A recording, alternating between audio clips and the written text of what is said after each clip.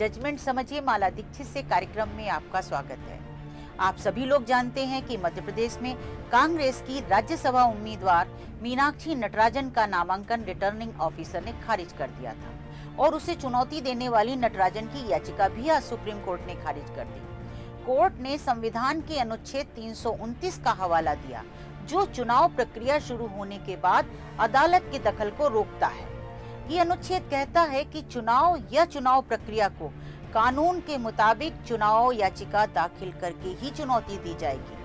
आज जब नटराजन की ओर से पेश वरिष्ठ वकील अभिषेक मनु सिंघवी से कोर्ट ने नटराजन की अनुच्छेद 32 के तहत दाखिल रिट याचिका की सुनवाई पर सवाल उठाया और कहा कि क्या इस याचिका पर सुनवाई की जा सकती है। ये बात कोर्ट ने कल भी कही थी, जब सिंघवी ने नटराजन की याचिका पर जल्दी सुनवाई का अनुरोध किया था। आज जब सुनवाई के दौरान दोबारा ये मुद्दा उठा तो मीनाक्षी नटराजन के वकील सिंघवी ने कहा कि चुनाव याचिका कई बार 4, 5 और 6 साल तक अदालत में लंबित रहती है, तब तक चुनाव का कार्यकाल ही समाप्त हो जाता है। यानी सिंघवी का कहना था कि कोर्ट मीनाक्षी की रिट याचिका पर ही आदेश पारित करे, क्योंकि चुनाव याचिका में उन्हें जल्दी राहत मिलने की उम्मीद नहीं है। सिंघवी ने चुनाव याचिकाओं के बारे में जो बात कही वो बहुत गलत नहीं है। अनुभव यही है कि चुनाव याचिकाएं अक्सर सालों लंबित रहती हैं, तब तक कार्यकाल ही समाप्त हो जाता है। अभी हाल ही में मद्रास हाई कोर्ट ने ऐसी ही एक चुनाव याचिका के वर्षों लंबित रहने पर चिंता जताते हुए टिप्पणी की थी और याचिका स्वीकार करते हुए आदेश भी दिया था।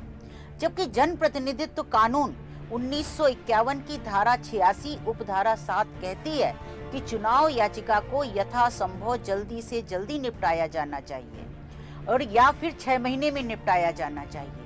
कानून में 6 महीने की अवधि इसलिए रखी गई है क्योंकि चुनाव से जुड़े विवाद का ज्यादा दिन तक लंबित रहना लोकतंत्र के लिए ठीक नहीं है। लेकिन कानून में तय यह 6 महीने का वक्त ज्यादातर कागजों पर ही रह जाता है। साक्ष्य और सुनवाइयों में कहीं ज्यादा वक्त लगता है और कई बार चुनाव याचिकाएं 1 से 5 साल तक लंबित रहती हैं। फिर अगर एक अदालत ने याचिका समय से निपटा भी दी तो दूसरा पक्ष ऊंची अदालत चला जाता है और फिर मामला वहां लंबित हो जाता है। इन सब बातों को वरिष्ठ वकील जानते हैं और इसीलिए सिंघवी ने कहा कि चुनाव याचिकाएं 5-5 साल तक लंबित रहती हैं।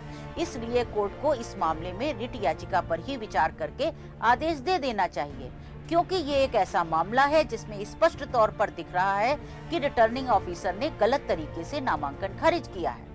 मीनाक्षी नटराजन ने संविधान के अनुच्छेद 32 के तहत सुप्रीम कोर्ट में रिट याचिका दाखिल करके नामांकन रद्द करने के आदेश को चुनौती दी थी। मैं आपको यहाँ बता दूं कि अनुच्छेद 32 के तहत सुप्रीम कोर्ट में रिट याचिका तब दाखिल की जाती है जब किसी मौलिक अधिकार का हनन हुआ हो। मीनाक्षी नटराजन के मामले में आज सुनवाई के दौरान प्रतिपक्षी की ओर से पेश वरिष्ठ वकील मुकुल रोहतगी ने अनुच्छेद 32 के तहत दाखिल याचिका की सुनवाई पर सवाल उठाते हुए दलील दी थी कि चुनाव लड़ना व्यक्ति का मौलिक अधिकार नहीं है, बल्कि चुनाव लड़ना एक विधायी अधिकार है। उनका कहना था कि जब इस मामले में किसी मौलिक अधिकार का हनन ही नहीं हुआ तो कोर्ट अनुच्छेद 32 के तहत याचिका पर सुनवाई कैसे कर सकता है। उन्होंने याचिका का विरोध करते हुए दूसरी दलील ये दी थी कि अनुच्छेद 329 चुनावी प्रक्रिया शुरू होने के बाद अदालत के हस्तक्षेप की मनाही करता है। उसमें ऐसी याचिका पर सुनवाई की मनाही है, इसलिए भी इस याचिका पर सुनवाई नहीं होनी चाहिए। कोर्ट ने दोनों पक्षों को विस्तार से सुनने के बाद मीनाक्षी नटराजन की याचिका खारिज कर दी। हालांकि उन्हें चुनाव याचिका दाखिल करने की छूट दी है और ये भी कहा है कि आज के आदेश में की गई टिप्पणियां केस की मेरिट के बारे में नहीं है और चुनाव याचिका पर सुनवाई में बाधा नहीं होंगी। अब मीनाक्षी नटराजन जिस देरी के डर से चुनाव याचिका के बजाय रिट याचिका दाखिल कर फौरी राहत लेने सुप्रीम कोर्ट पहुंची थी, उनका वो उद्देश्य तो सफल नहीं हुआ है। उनके पास चुनाव याचिका दाखिल करने का विकल्प है और शायद वे दाखिल भी करेंगी, लेकिन कितने दिन सुनवाई में लगेंगे, कब फैसला आएगा, कहा नहीं जा सकता।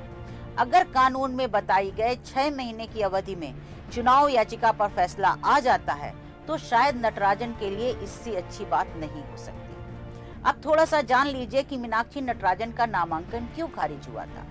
रिटर्निंग ऑफिसर ने नामांकन के साथ दाखिल किए गए हलफनामे में लंबित आपराधिक मुकदमों की पूरी जानकारी न दिए जाने के आधार पर नामांकन खारिज कर दिया था। रिटर्निंग अधिकारी का कहना था कि नटराजन ने उनके खिलाफ तेलंगाना की अदालत में दाखिल निजी शिकायत से संबंधित आपराधिक मुकदमे की जानकारी हलफनामे में नहीं दी थी, जबकि अदालत ने उन्हें सम्मन जारी किया था और उन्हें इस केस की जानकारी थी। जबकि दूसरी ओर नटराजन के वकील का तर्क था कि अभी तक उस मामले में अदालत ने संज्ञान नहीं लिया है और सिर्फ उन्हें सम्मन जारी किया है और ना ही उस मामले में आरोप तय हुए हैं। जबकि जनप्रतिनिधित्व कानून कहता है कि जिन आपराधिक मामलों में अदालत से आरोप तय हो गए हों उनकी जानकारी देनी होगी। हालांकि सुप्रीम कोर्ट ने इन कानूनी मुद्दों पर विचार नहीं किया और याचिका खारिज कर दी। इस पर कोर्ट ने सिर्फ इतनी सी टिप्पणी की थी कि अदालत किसी मामले में सम्मन तब जारी करती है जब वह प्रथम दृष्टया संतुष्ट होती है। खैर, अब देखना होगा कि मीनाक्षी नटराजन आगे क्या विकल्प अपनाती हैं। लेकिन ये केस ये जरूर बताता है कि चुनाव याचिकाओं पर कानून में तय समय सीमा के भीतर ही फैसला होना चाहिए, ताकि मामला समय भीतर निबट जाए और याचिका महत्वहीन ना हो। तो आज बस इतना ही। फिर कुछ ऐसा ही महत्वपूर्ण आएगा तो मैं आपके साथ उस पर चर्चा करूंगी। आप इस कार्यक्रम में मेरे साथ जुड़े रहे, इसके लिए धन्यवाद।